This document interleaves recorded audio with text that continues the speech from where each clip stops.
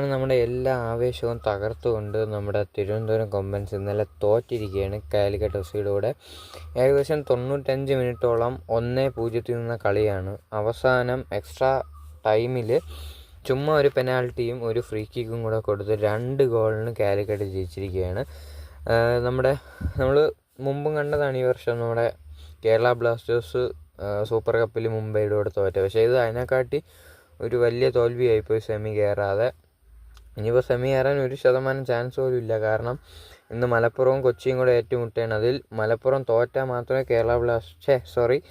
തിരുവനന്തപുരം കൊമ്പൻസ് നമ്മുടെ സെമിക്കകത്ത് കയറുള്ളൂ. എന്തായാലും കണ്ണൂർ കയറി കഴിഞ്ഞു. അപ്പോൾ നമുക്ക് മലപ്പുറം തോക്കാൻ വേണ്ടി പ്രാർത്ഥിക്കാം. പക്ഷേ തോക്കാനൊരു ചാൻസും ഇല്ല. കൊച്ചിയുടെ കൂടെയാണ് കളി. അപ്പോൾ ജയിക്കുക തന്നെ ചെയ്യും മലപ്പുറം. അങ്ങനെ ട്രിവാൻഡ്രം ഔട്ടായി എന്നാണ് എനിക്ക് പറയാനുള്ളത്. ഇനി നമുക്ക് അടുത്ത വർഷം നോക്കാമെന്നേ പറയാനുള്ളൂ. അത്യാവശ്യം നല്ല കളിയായിരുന്നു, പക്ഷേ